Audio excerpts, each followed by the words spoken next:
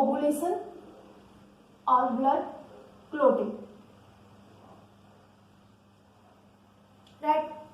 तो blood coagulation की बात करें तो होता क्या है ये कि जैसे ही कोई भी इंजरी हो जाती है, जैसे ही कोई भी इंजरी होती है बेटा, तो जो ब्लड वेसल है वहां से क्या होनी शुरू हो जाती है, ब्लीडिंग, राइट। ब्लीडिंग मीन्स कि क्या होता है, लॉस ऑफ ब्लड। अब यदि हम ब्लड की नॉर्मल प्रॉपर्टी की बात करें तो ब्लड यहाँ पे कैसा होता है, फ्लूइड स्टेट में होता है। लेकिन जैसे यहाँ पे ब्लीडिंग स्टार्ट होगी, ब्लड का क्या होगा, लॉस।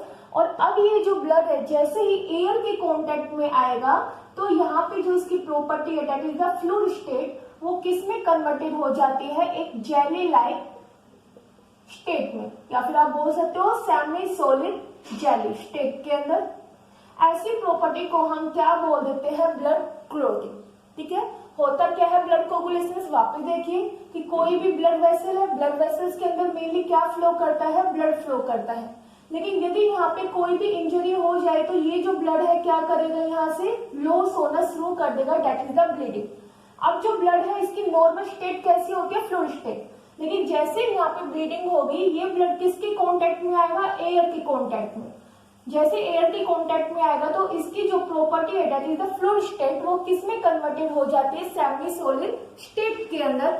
ऐसी फिनोमिना को हम क्या बोल देते हैं, ब्लड कोगुलेशन, ठीक है। इसने बताया कि एक्चुअल में जो ब्लड क्लोटिंग है वो हेल्थी कैसी है, तो इसका जो मैकेनिज्म था वो यहाँ पे क्या था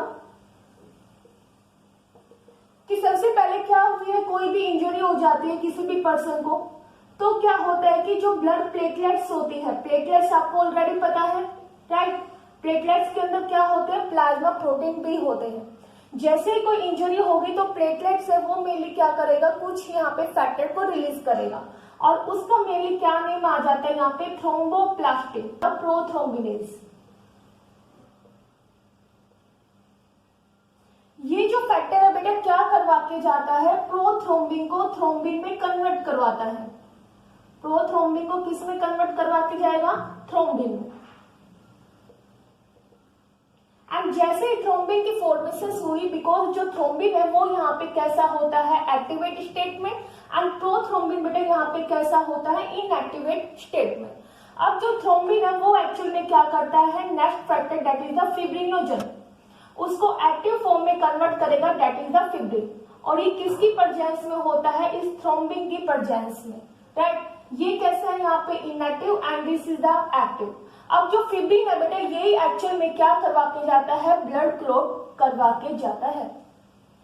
तो जो मोराविट्ज है इसने मेनली इन 1904 के अंदर क्या बताया कि जो ब्लड क्लॉटिंग का जो मैकेनिज्म है वो एक्चुअल में एक सिंपल प्रोसेस होता है। लेकिन जैसे जैसे रिसर्च वर्क हुई तब वहां पर पता चला कि एक्चुअल में जो ब्लड क्लॉटिंग का मैकेनिज्म होता है वो कैसा होता है, कॉम्प्लेक्स प्रोसेस होता है। तो जो इंटरनेशनल कमिटी है इन द 1954 उन्होंने बताया कि जो यहाँ पे ब्लड क्लॉटिंग का जो प्रोसेस है वो एक्चुअल में कॉम्प्लेक्स प्रोसेस होता है, और ये अपने आप ही नहीं होता है। इसको कंप्लीट ब्लड क्लॉट बनने के लिए एटलीस्ट यहाँ पे कितने फैक्टर्स की रिक्वायरमेंट्स होती है, 13 फैक्टर की रिक्वायरमेंट्स होती है। हम टाइम की बात करें तो बेटा जैसे ही कोई भी इंजरी हो जाती है तो क्या होती है, ब्लड क्लॉटिंग स्टार्ट हो जाते हैं इनटू द 15 to 20 सेकेंड। लेकिन कंप्लीट ब्लड क्लॉट कब बनती है, यहाँ पे 3 to 6 मिनट के अंदर।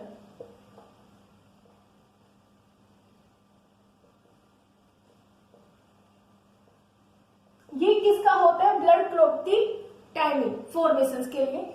यदि हम इसका एम की बात करें, क्यों हमें ब्लड क्लॉटिंग करवानी है, तो यदि देखिए आपको कोई भी इंजरी हो जाए तो यहाँ से क्या होगा, लॉस होगा ब्लड का, राइट। यदि यहाँ पे ब्लड क्लॉट नहीं होगी तो ज्यादा ज्यादा ब्लड का क्या होगा, लॉस, और क्या हो सकता है, एनीमिया भी हो सकता है, राइट। तो यहाँ पे यदि ब्लड क्लॉटिंग हो जाती है तो क्या होगा, ब्लड का लॉस क्या हो जाएगा, वहां पे रुक जाएगा, प्रिवेंट हो जाएगा।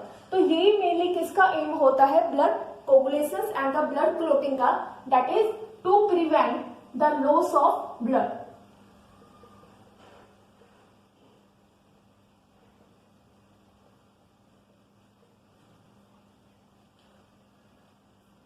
अब यदि हम बात करते हैं बेटा 13 फैक्टर्स की, तो सबसे पहले देखिए जो इंटरनेशनल कमिटी है,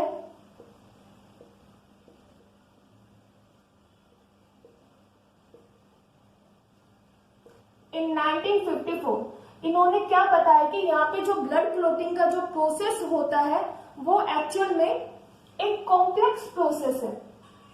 it is a complex process and इस प्रोसेस को होने में यहाँ पे एटलीस्ट 13 फैक्टर्स की क्या होती है रिक्वायरमेंट्स। यदि यहाँ पे एक भी फैक्टर्स नहीं होगा तो यहाँ पे ब्लड क्लॉटिंग की फॉर्मेशन नहीं होगी। और हमारे ब्लड के अंदर ये जो कंप्लीट 13 फैक्टर क्या होते हैं प्रेजेंट होते हैं, जिसकी वजह से क्या होती है ब्लड क्लॉटिंग होती है। तो सबसे पहले हम बात करते हैं इन्हीं 13 फैक्टर्स के बारे में। 13 फैक्टर की तो जो सबसे फर्स्ट फैक्टर आ जाता है वो कौन सा होता है, फिब्रिनोजन। फिब्रिनोजन की बात करें, ये एक्चुअल में होता कैसे है, यहाँ पे इनएक्टिव फॉर्म के अंदर होता है। ये किस में कन्वर्ट होता है बेटा, active form, that is the fibrin. और इसको यहाँ पे इनएक्टिव से एक्टिवेट फॉर्म में कन्वर्ट करवाने के लिए यहाँ पे कौन आता है, थ्रोम्बिन आता है, राइट। और जो ये फिब्रिन है बेटा यही क्या करवा के जाता है, फिब्रिन ब्लड क्लॉट करवा के जाता है। फिब्रिनोजेंस की बात करें तो इसकी फॉर्मेशन या सिंथेसिस मेनली कहां पे होती है, in the liver. Second factor की हम बात करते हैं तो वो आ जाता है प्रोथ्रोम्बिन। प्रोथ्रोम्बिन की बात करें तो ये भी कौन सी फॉर्म में होता है, इनएक्टिव फॉर्म में होता है। किसमें कन्वर्ट होगा, एक्टिव फॉर्म में, दैट इज द थ्रोम्बिन में। अब यही थ्रोम्बिन बेटा क्या कर रहा था, फिब्रिनोजेंस को फिब्रिन में कन्वर्ट करवा रहा था। लेकिन इसको यहाँ पे इनएक्टिव से एक्टिव स्टेट में कन्वर्ट करवाने के लिए यहाँ पे कौन आता है, थ्रोम्बोप्लास्टिन। एंड यदि मैं इसकी साइट की बात करूं कि कहाँ पे इसकी फॉर्मेशन होती है, वो होती है यहाँ पे लीवर। थर्ड फैक्टर की बात करते हैं तो वो आ जाता है thromboplastin. This is the thromboplastin जो मेनली क्या बना के जा रहा है, यहाँ पे थ्रोम्बिन की फॉर्मेशन करवा के जा रहा है। थ्रोम्बोप्लास्टिन की बात करें तो बेटा ये कब यहाँ पे सिंथेसाइज होता है, जब कोई भी क्या हो जाए, इंजरी। जैसे इंजरी होगी तो जो ब्लड प्लेटलेट्स है वो क्या यहाँ पे रिलीज करवा के जाते हैं, thromboplastin release from injured blood platelets, right. Fourth factor की बात करते हैं तो वो आ जाता है बेटा आपका कैल्शियम आयन।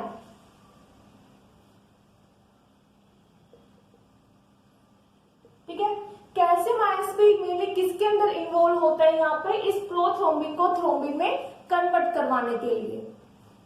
नेक्स्ट जो फैक्टर आता है that is the fifth factor, वो कौन सा आ जाता है आपका, next factor is the labial factor. Synthesis की बात करें तो इसकी भी कहां पे सिंथेसिस होती है, लीवर में। एंड कैल्शियम आयंस का जो मेन काम होता है वो क्या होता है, प्रोथ्रोम्बिन एक्टिवेट। नेक्स्ट फैक्टर की बात करते हैं तो वो बेटा आ जाता है आपका hypothetical factor, also known as the एस्क्लेरिन।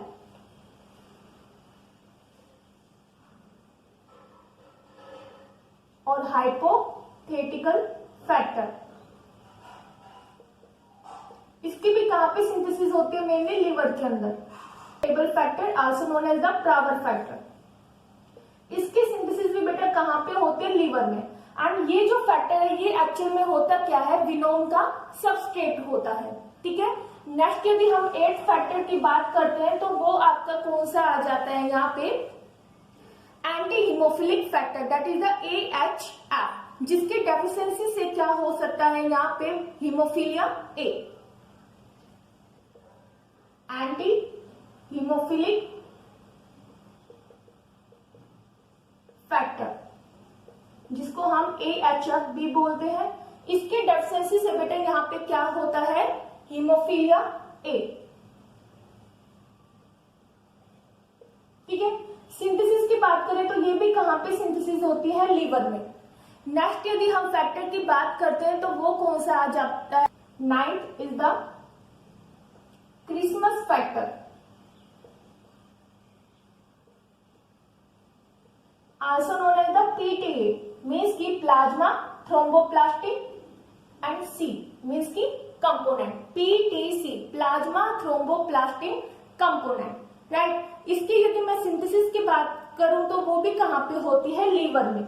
And इसके डेफिशिएंसी से बेटा कौन सी डिसऑर्डर होती है, haemophilia B, and synthesise in the liver. Next component की बात करें तो वो आ जाता है 10th factor, that is the Stuart factor.